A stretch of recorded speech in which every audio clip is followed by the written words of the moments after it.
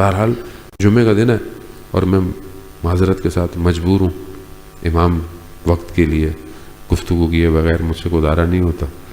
بہرحال ابھی ہماری ذمہ داری یہی ہے کہ اپنے وقت کے امام کو پہچانیں اور ان کے لیے کام. ان دنوں میں دن تو اتنے نہیں ہیں بہرحال، لیکن جتنا بھی ہے.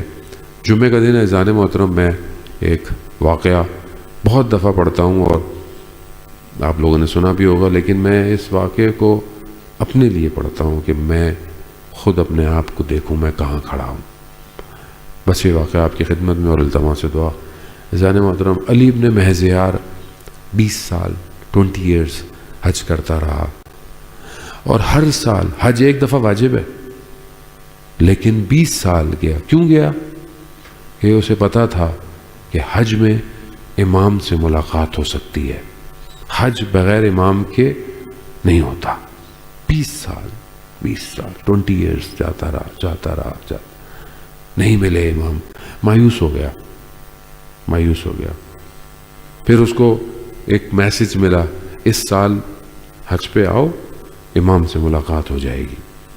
گیا. کہتے ہیں کعبہ کا طواف کر رہا تھا تو ایک شخص آیا جو امام کا میسنجر تھا. کہا کہ چلو علی امام نے بلایا ہے. کتنا خوش قسمت ہے کہ امام کا میسنجر اس کے پاس آ گیا. لے کے جانے لگا.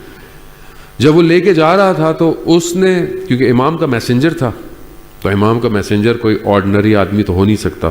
ابھی بھی آپ کو پتہ ہے کہ روایات میں مستند امام کے ساتھ ڈفرینٹ گروپس ہیں جو ابھی امام کے ساتھ ہوتے ہیں، اور نارمل لوگ ہیں. وہ جب ایک کی ڈیتھ ہو جاتی ہے تو دوسرا اس کی جگہ لے لیتا ہے. بس اس کی ہر بندے کی کیپیسٹی کتنی ہے اس دنیا میں، امام اس کا انتخاب کر لیتے ہیں. 30 لوگ ہیں، کہیں پر 60 ہیں، کہیں پر 300 لوگ ہیں جو امام کے ساتھ امام کی ڈیوٹیز ان کے ذریعے سے رجال الغیب کہتے ہیں.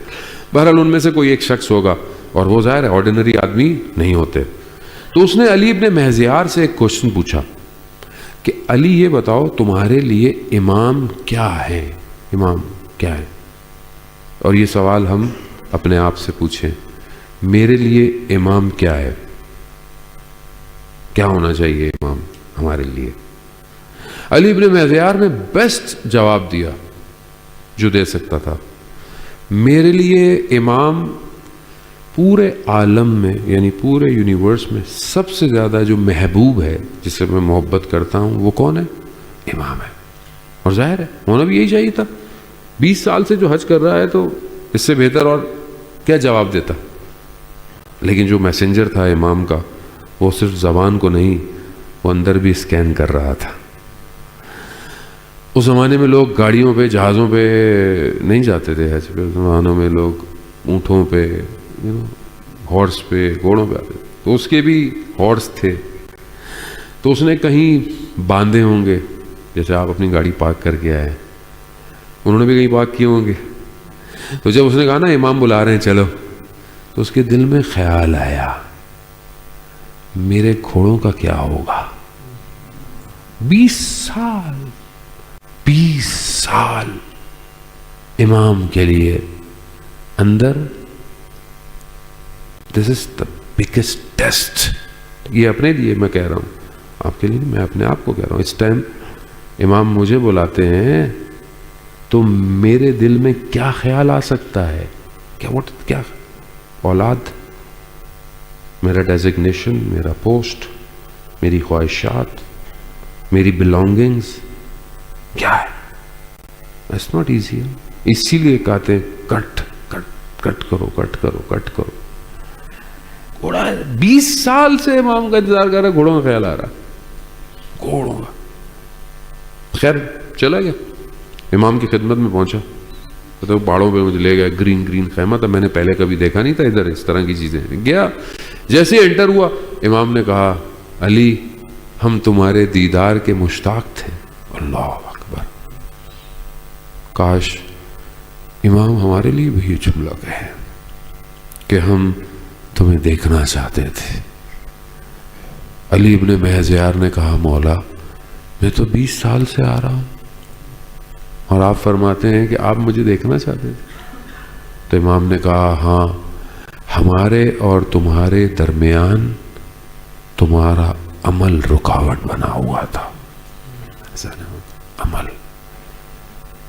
اور بہرحال وہ حدیث طولانی ہے اور بھی اس میں امام نے گفتگو کی. اذان محترم اپنے آپ کو دیکھیں، اپنے آپ کو دیکھیں، ایسے ہی ہے. بہرحال جمعے کا دن ہے اور ظہور کا دن ہے. اذان محترم بس تھوڑی دیر اور اذان محترم جمعے کے دن اگر ہم چاہتے ہیں کہ امام ہماری اس مجلس میں آئے تو ایک مصائب ایسے ہیں کہ جو امام کو بلاتے ہیں اور وہ ہیں حضرت عباس کے.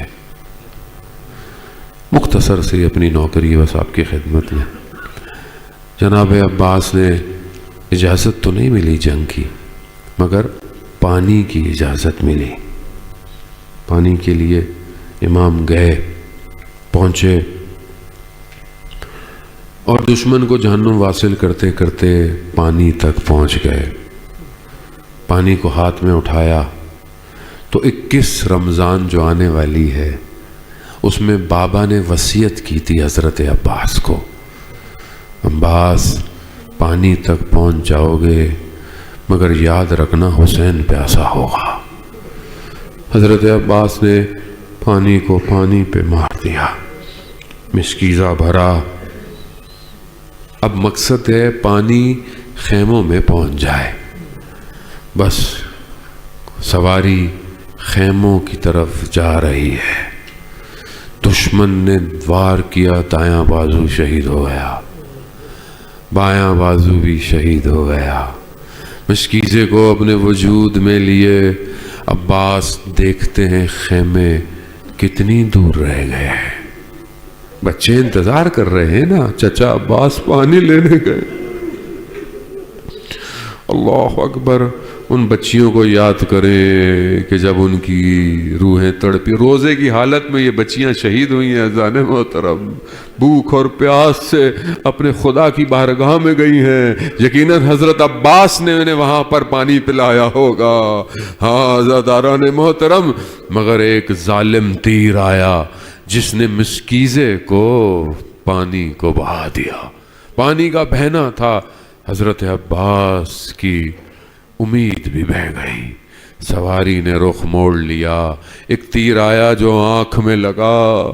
بس اب وہ تیر کیسے نکالے جس کے اپنے بازو نہ ہوں، بس سر جھکانا تھا. ایک گرز آیا، ام البنین کا چراغ کیسے زین سے زمین پر آیا. بس صرف ایک جملہ کہا، یا اخا ادرک الاخا، اے میرے بھائی، اپنے بھائی کو دیکھو. میرے امام زین العابدین کہتے ہیں میں نے اپنے بابا امام حسین کو دیکھا، اپنی کمر کو پکڑا.